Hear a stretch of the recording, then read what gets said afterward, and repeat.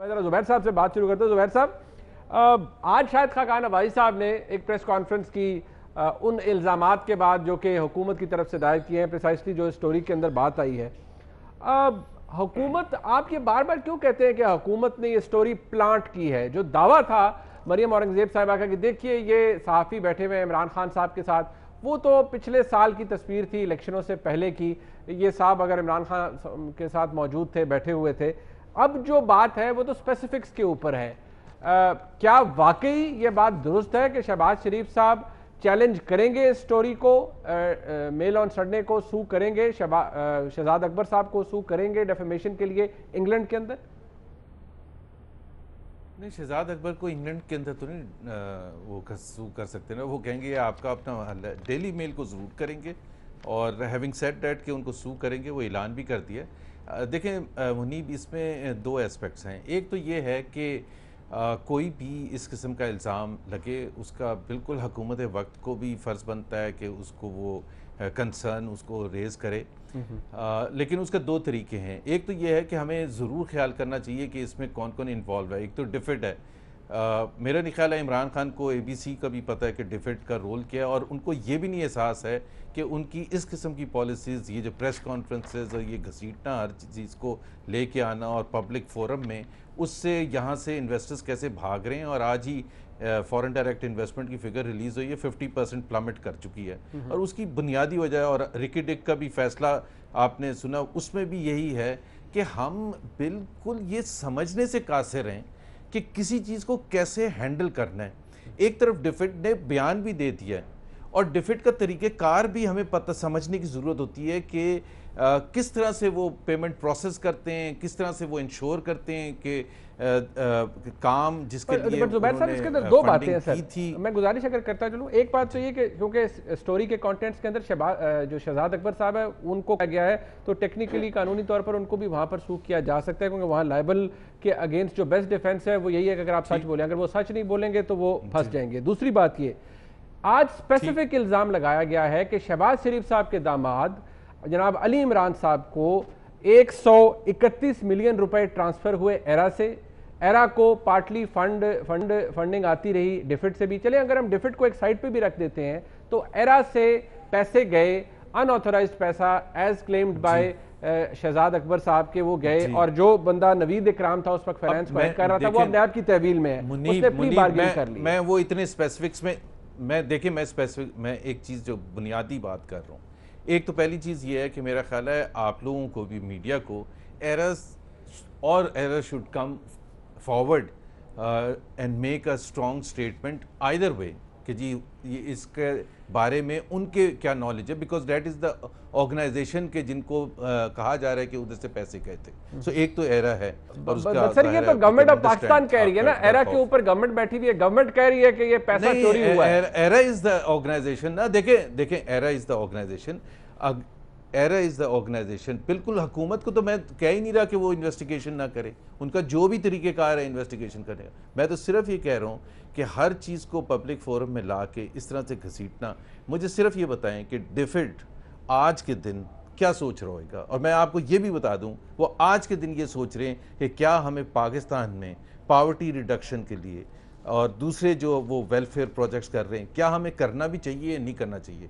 Because अगर दो political parties आपस में लड़ेंगी उनके फंडिंग पर, मैं ये नहीं कह रहा, एक दफ़ा भी ये नहीं कह रहा कि इसकी आप ना करें, इन्वेस्टिगेशन ना करें, लेकिन मेरा ख्याल है as important responsible members of the international community हमें एक बिहेवियर का मुजाहरा भी करना चाहिए। दूसरी चीज जो है जो फंडामेंटल है, it's a lack of understanding on the part of Imran Khan. तो फिर ये कितना बड़ा बदनामी है पाकिस्तान के लिए, ये जो इल्जाम है। है, पहले बात बिल्कुल एक तो हम कंक्लूजन में पहुंच जाते हैं, आप भी लॉयर हैं, पहली चीज तो ये है कि हम कंक्लूजन में तो बाद में पहुंचेंगे ना। अगर हो जाती है तो जरूर सजा होनी चाहिए, वो तो खैर हमें बिल्कुल उसमें तो कोई हम कोई दिफा करेंगे ही नहीं। अगर हो जाती है, आज तो हम ये कर रहे हैं, बात कर रहे हैं कि एक मेल में स्टोरी आई, उसको हैंडल कैसे करना है। इमरान खान का जो मसला है सबसे बड़ा, he does not understand financial management की ABC کس طرح سے کنٹرولز ہوتے ہیں, کیا ہوتے ہیں, ان کو نہ کوئی سمجھا سکتا ہے. اور شہزاد اکبر صاحب تو ان سے بھی بڑے چیمپئن ہیں, وہ وہی بولیں گے جو عمران خان سننا چاہتے ہیں. اچھا چلیں, میں I'll get back to you on this, sir.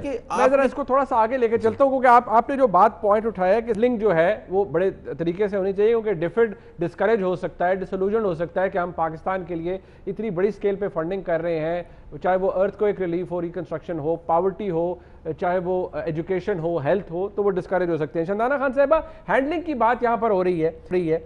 بارہا آپ پہ کہا جاتا ہے کہ کیونکہ ایک تو یہ سٹوری کے حوالے سے سوال یہ کیا جا رہا ہے کہ اس کو اگر آپ تفصیلی طور پہ جائزہ لیں تو بارہا یہ کہا گیا ہے کہ, اور یہ ثابت ہوتا ہے کہ اس شخص کو, یعنی جو رپورٹر ہے, اس کو ایکسیس دی گئی ہے ان لوگوں تک جو کہ جوڈیشل ریمانڈ پہ تھے یا فزیکل ریمانڈ تھا ان کا نیب کے پاس.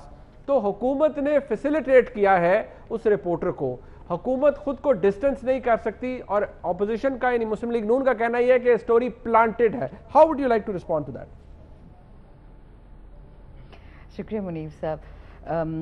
ہم تو میں اب کیا کہوں, آپ کو یاد ہے کچھ دن پہلے جو ایک ویڈیو چلی تھی جو مریم نواز صاحبہ نے پھر ٹویٹ بھی کی کہ اپنے ہی بندے جو آپ کے prime minister, former prime minister Mian Nawaz Sharif صاحب کے ساتھ تصویریں کھینچ رہے ہیں, عمروں پہ جا رہے ہیں, آپ کے رائٹ ہینڈ لیفٹ ہینڈ مین ہے, پھر وہ جاتے ہیں جج سے ملتے ہیں, پہلے اس کو برائب آفر کرتے ہیں, پھر وہ نہیں مانتا اس کو بلیک میل کرتے ہیں, پھر اس کی ویڈیوز بناتے ہیں جو ابھی بھی 3 4 قوانین کے نیچے کور ہوتی ہیں. وہ تو ایک اوپن کرائم ہے. تو آپ مجھے بتائیں اس کے بارے میں کیا کہیں گے؟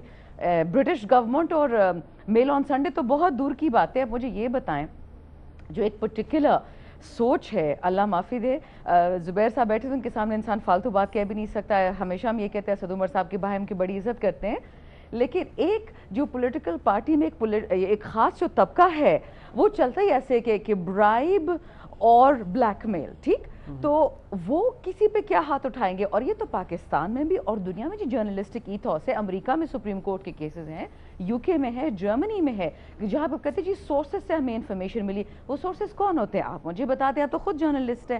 ایسا ہوا ہے کہ آپ کبھی بیٹھے ہو پی ٹی آئی کے ساتھ اور ہم نے کہا کہ جی سر یہ انفارمیشن ہے, یہ لے لیں, آپ آج ایئر کر دیں.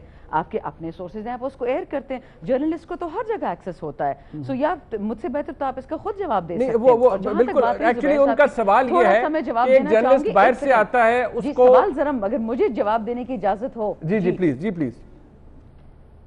میں صرف یہ کہہ رہی ہوں کہ سر تو بات کر رہے ہیں اسکینڈلز کی, ہم فائنانشلز کی بات کر رہے ہیں. دیکھیں آئی ایگری ود زبیر صاحب کہ اگر ڈیوڈ روز نے یا میل آن سنڈے, چاہے وہ 2 نمبر نیوز پیپر ہو, 5 نمبر ہو, 1 نمبر ہو, اگر اس میں جھوٹ ہو, ڈیفیمیشن, لائبل کی ایشوز ہو, وہ تو انڈر دی لا یو کے میں ہینڈل ہو جائیں گے پاکستان کی عدالتوں پہ.